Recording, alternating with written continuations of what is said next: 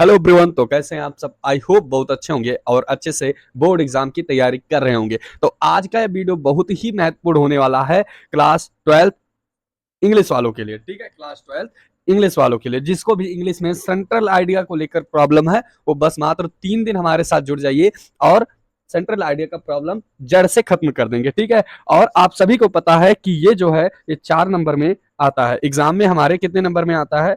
4 number में ये आता है। ठीक है,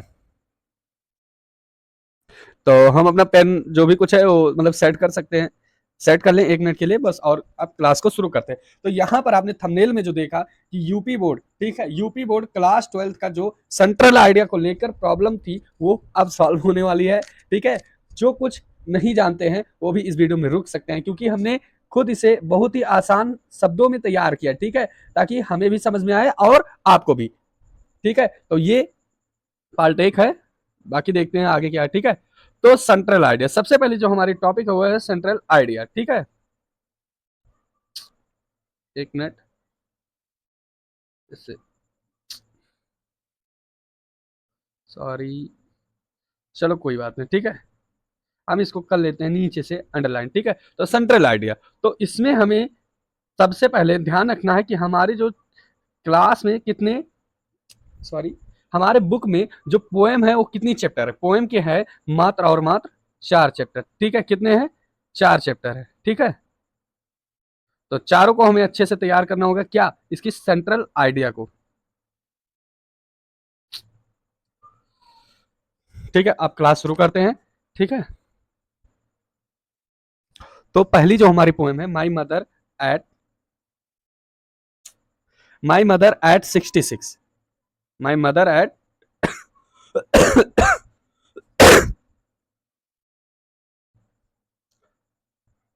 माई मदर एट 66, जिसके जो है पोएट हैं वो है कामला दास। कीपिंग क्विट, इसके Pablo Neruda. A thing of beauty, John Keats. A roadside stand, Robert Frost. और ऑन जेनिफर टाइगर्स, इसके हैं एड्रीन रिच। ठीक है, तो ये बहुत ही ध्यान रखना है, क्योंकि यहां से हमारे 2 नंबर तो एकदम क्लियर हो जाते हैं। क्योंकि जब भी हमारी कॉपी चेक होगी तो सबसे पहले ये मिलाया जाएगा कि हाँ हमने सेंट्रल आइडिया में मतलब इसका पोएम सही से लिखा है, मतलब हम जिस सेंट्रल आइडिया को लिख रहे हैं उसके पोएम का नाम पता है और उसके पोएट के नाम हमें पता है कि ये जो पोएम है इसके पोएट कौन है। तो ये सब बातें ध्यान रखना है, इससे हमें मिल जाएंगे 2 नंबर। और बाकी जो भी कुल लिखते हैं उससे मिलते हैं, टोटल जोड़ के कुल 4 नंबर होते हैं। ठीक है,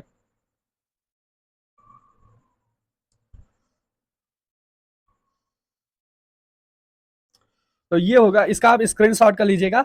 माई मदर एट 66, इसका हो गया कामला दास। कीपिंग क्विट जैसे हो गया आंट जेनिफर्स, तो यहाँ से याद रख लेना है ट्रिक कि एड्रीन हो गया। ठीक है, a roadside stand, Robert Frost. A thing of beauty, John Keats. ठीक है, कीपिंग क्विट, पाब्ला। तो ये 4 ही है, 4 ही यानी 5 है टोटल, और पांचों को हम याद कर लेंगे, यानी कोई इतना तीन झाम तो है नहीं। तो चलिए शुरू करते हैं। माई मदर एट 66 का सेंट्रल आइडिया क्या है? माई मदर एट 66, और आपको ध्यान रखना है कि हमें जो सेंट्रल आइडिया को लिखना है वो कम से कम 40 से 60 शब्दों में होना चाहिए। और हालांकि इंग्लिश है, सभी को कठिन लगती है, मुझे भी लगती है, अभी भी मुझे इंग्लिश कठिन ही लगती है, लेकिन हमने ट्रिक ढूंढा है याद करने का। कैसे याद करेंगे और आपको हम दिखाएंगे कि इसके बगल में ही हमने इसका अनुवाद भी लिख दिया है, ताकि आपको और अच्छे से भी समझ में आए। ठीक है, तो पहले तो हम इंग्लिश में समझ लेते हैं। तो रात के भी बज रहे हैं 11, तो इसलिए थोड़ा तबीयत भी डाउन है और खांसी खुरा ये सब लगा है। ठीक है, तो शुरू करते हैं। सेंट्रल आइडिया इसकी, एक बार ये दी पोएम ऐसे लिखना है आपको, जैसे हमने लिखा है। ठीक है, ऐसे लिखना है हमने, और इसे छोटे शब्दों में, अगर आपका मन करता है, दिल करता है, तो एक बार आप वर्ड को भी काउंट कर लीजिएगा। ठीक है, तो दी पोएम, दी पोएम जो है वो माई मदर एट 66। ठीक है, यानी यह जो पोएम है वो माई मदर एट 66 चैप्टर से लिया गया है। इज कंपोज्ड बाई कामला दास, जिसके लेखक या कवित्री जो है वो कौन है? कामला दास है। ठीक है, फिर इसके बाद है दी poem brings out the complexity of human relations. इसका मतलब हो गया कि यह जो कविता है, दी पोएम, यह जो कविता है वो मानवीय कठिनाइयों, ह्यूमन रिलेशंस मतलब मानवीय कठिनाइयों को उजागर करती है। ठीक है, को उजागर, यहाँ पर ब्रिंग्स आ गया यानी उजागर करती है। यह जो कविता है वो मानवीय कठिनाइयों को उजागर करती है। मानवीय कठिनाइयों को जैसे होगा बिछड़ने का दुख, पीड़ा का दुख, बुढ़ापे का दुख, तो ये सभी दुख जो है वो क्या हो गए, मानवीय दुख कह ले तो, या मानवीय कठिनाई इस कविता में। उसके बाद दिया है the central idea. The central idea of the poem is again, of the poem is ageing, sorry, poem is ageing, यानी यह जो कविता है, यह जो सेंट्रल आइडिया है, ठीक है, इसमें बुढ़ापे, सॉरी, यह जो सेंट्रल आइडिया इसमें बढ़ती उम्र यानी बुढ़ापा का वर्णन किया गया है। ठीक है, यह जो सेंट्रल आइडिया है इसमें बुढ़ापे का वर्णन किया गया, बढ़ती उम्र का वर्णन किया गया। Which is the internal law of nature, जो कि एक प्रकृति नेचर है, जो कि एक, तो कहां पहुंचे थे हम, हाँ, which is the internal law of nature, जो कि एक प्रकृति नियम है। ध्यान रखना कि ध्यान क्या रखना है, ये सभी देखते हैं कि जो भी आए हैं वो आज इतने बड़े थे, कल इतने होंगे और इतने हो जाएंगे और फिर उसके बाद ऐसे मुड़ जाएंगे यानी बुढ़े हो जाएंगे। तो ये सब क्या है, एक प्राकृतिक नेचर है। तो इन सब बातों को ध्यान रखना। तो यही सब दिया गया है, बहुत ही ईजी है, बस आपको मीनिंग अच्छे से समझ में आना चाहिए। ठीक है, कि कह क्या रहा है बस। और हमें नहीं लगता अब आप इतना छोटा सा शब्द है और इसे अभी भी लिखने में आपको कोई दिक्कत होगा। ठीक है, उसके बाद दी पोएट्स, दी पोएट्स जो हैं वो had gone to meet her mother, वो कवित्री जो है या कवि जो है वो कहाँ जा रहे हैं, अपनी, कहाँ जा रही, अपनी माँ से मिलने, मीट हर मदर, अपनी माँ से मिलने। ठीक है, तो वहां पर क्या देखती हैं, हुज, जैसे जैसे खांसी आ रही है मुझे लगता है वीडियो को काफी बीच बीच में मतलब काट के तभी से अपलोड करना पड़ेगा। ठीक है, तो the meet her mother whose pale face, pale face made her realise, यानी कह रही हैं कि जब वो अपनी माँ से मिलने जाती हैं तो उनको ये रियलाइज होता है, ये महसूस होता है कि इनकी जो माँ की चेहरे हैं वो पीले पड़ रहे हैं। ठीक है, या हाँ वही मतलब पीले पड़ रहे हैं, हल्के हो रहे हैं, चमड़िया ढीली सी हो रही हैं। ठीक है, उनको ऐसा क्या होता है, महसूस होता है, रियलाइज होता है। दैट हर मदर,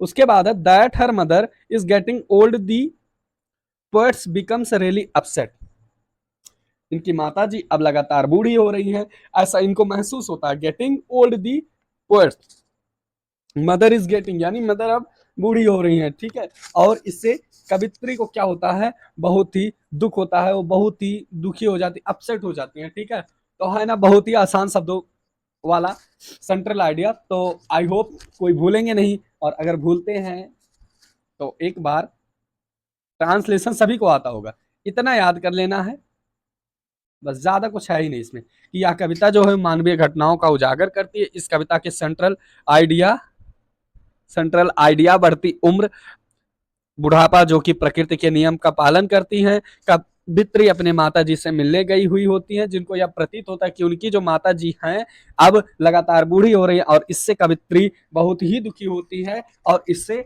तुम और भी शब्दों को जोड़ भी सकते हो। ठीक है, अगर चाहे तो। बाकी अगर इतना लिखते हो तो आपको 4 नंबर मिलने ही हैं। ठीक है, तो मिलते हैं अगले वीडियो में एक नई सेंट्रल आइडिया के साथ, जो कि होगी कीपिंग क्विट पाब्ला नेरोडा से रिलेटेड। ठीक है, तो इसको भी एक बार हम क्लीन कर देंगे ताकि जो हमारा पेज है वो एकदम साफ सुथरा दिखाए। ठीक है, बस। और हाँ, ये तो भूल ही गए कि आज का जो लेक्चर है डे 1 था। ठीक है, अगले बार क्या आएगा, डे 2। अब डे 1 है तो अगली बार डे 2 ही आएगा। इसको भी हम एक बार क्लीन करना चाहेंगे, कहो तो कर दें। हो गया, चलते हैं अब जो कुछ हमें सीखना था वो लगातार हमें लग रहा है मात्र 4 मिनट में हमने सीख लिया है। ठीक है, कितने, 4 मिनट में 4, ये सब डिजाइन है लिखने का। ठीक है, ये हो गया 4 मिनट, यहाँ पर लिख लियो मिनट। ठीक है, अरे यार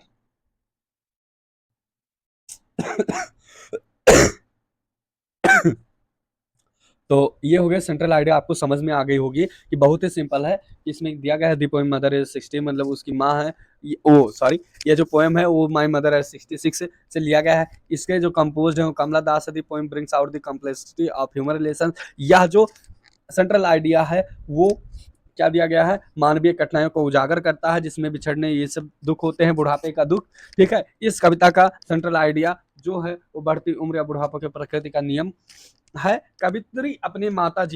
कवित्री जो है वो अपनी माता जी से मिलने जाती हैं। ठीक है, मीट हर मदर, कहा मिलने जाती हैं, हुज पेल फेस, ठीक है, यानी उनके पीले चेहरे को देखती हैं और मैड हर रियलाइज महसूस करते हैं कि जब मतलब अब मेरी जो माता जी हैं वो धीरे धीरे उनकी उम्र जो है वो बढ़ती जा रही है। ठीक है, यहाँ कहे तो अब उम्र क्या ही बढ़ेगी, अब खत्म होती जा रही है। ठीक है, और उसके बाद अब वो जाने वाली हैं, यानी दुनिया ही छोड़ के जाने वाली हैं, तो ये सब महसूस करती हैं और कवित्री जो है बहुत ही दुखी होती है। तो आई होप बहुत अच्छे से समझ में भी आया होगा, मुझे भी आ गया, 2-3 बार हमने तो पढ़ ही लिया है, याद हो गया समझ लीजिए। ठीक है, तो जिसको भी लोगो बनवाना है, ये आज की क्लास थी। ठीक है, जिसको भी लोगो बनवाना है वो हमारे यहाँ मत 49 रुपये में बनता है, बस आपको कमेंट में कर देना लोगो। ठीक है, और मतलब पहले 149 भी था, हमने देखा सभी जगह 400-400 500-500 के भाई छोटा छोटा लोगो बनता है। ठीक है, तो हमने भी शुरू कर दिया एक नया बिजनेस मात्र 49 रुपये में, स्टडी फ्री, लेकिन लोगों के पैसे लगेंगे। ठीक है और हाँ, हमारे फेसबुक जो पेज पर है, यानी फेसबुक चैनल पर करीब 4,000 ऐसे लिखते हैं ना, हाँ ठीक है, रुक जाओ यार, बताते नहीं हो कि 4,000 को हम लोग क्या लिख सकते हैं, 4 के फॉलोअर्स होने वाले हैं कंप्लीट। तो हम मिलते हैं जिस दिन हमारा क्या हो जाएगा, 4 के फॉलोअर्स कंप्लीट, और तब तक हम कर देंगे इधर सेंट्रल आइडिया को कंप्लीट। तो ये जो वीडियो हो फेसबुक यूट्यूब दोनों पर आएगी, टक्कर रहता है और हमेशा जो है फेसबुक ही जीतता है, तो इसलिए हम फेसबुक से अधिक खुश हैं और वीडियो भी इसी पर अपलोड करते हैं। धन्यवाद सभी को, गुड नाइट। आप किस टाइम से देख रहे हैं हमें पता नहीं, लेकिन मैं अभी 11:24 हो रहे हैं। ठीक है, यहाँ पर हमारे 11:24 समझ लीजिए 25 हो गए हैं। ठीक है, रात की। अब ये सब वीडियो इसी टाइम एडिट भी हो जाएगा और करीब समझ लीजिए मुझे 12 बजे सोना है।